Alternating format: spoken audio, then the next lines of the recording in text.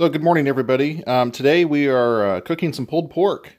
So I've got a small little deal I'm doing. Actually, it's actually for my grandmother's 90th birthday party. We're going to have about 60 people, 60 or 70 people. And I was tasked with, since, I've cooked a couple of these pork butts in my lifetime here, with doing the pulled pork for the party. So I've already got I trimmed these up last night, and I've already got them rubbed down, and I'm gonna go show you kind of the rest of the process here. Trimming pulled pork is really whatever kind of how you want to do it. Some people don't trim it at all. They leave all the fat on. I usually take that big fat cap off. I cook the pork really fast, and that fat cap, all it does is it inhibits the ability to get smoke and rub and flavor down into the meat on that side of it. You could score the fat cap, and it'll allow more of the smoke and the rub to penetrate, but I just take it off. We injected last night. I used apple juice as my liquid, and I used this injection right here, Cosmos injection, the original pork.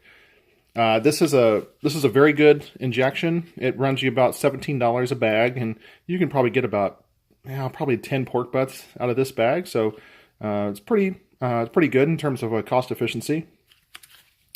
If you're wanting to do something from scratch, you could definitely use apple juice as a base, or any kind of, maybe like a chicken broth. I've seen people do that as well, and to kind of mix it with whatever kind of spices you want. You can put it with white sugar, granulated garlic, some cayenne pepper, anything that you want to put into the injection. There's lots of recipes out there online. Myron Mixon has some pretty good recipes, for the beginners out there.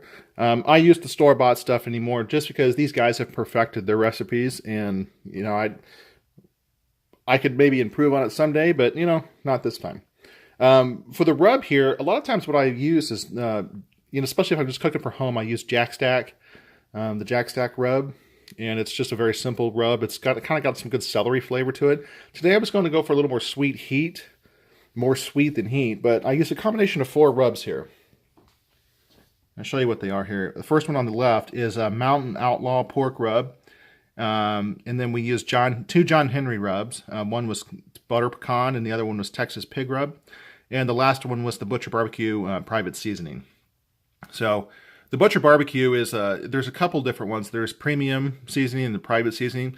The premium's a little more salty, so I like to use the private seasoning. It's got a little more flavor to it, but a little more sweet flavor to it, and it's got some nice kind of savory elements to it as well. The butter pecan is very, very sweet. Texas pig rub is pretty sweet too.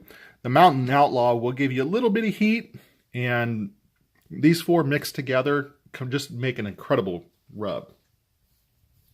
Really excited to taste the finished product today.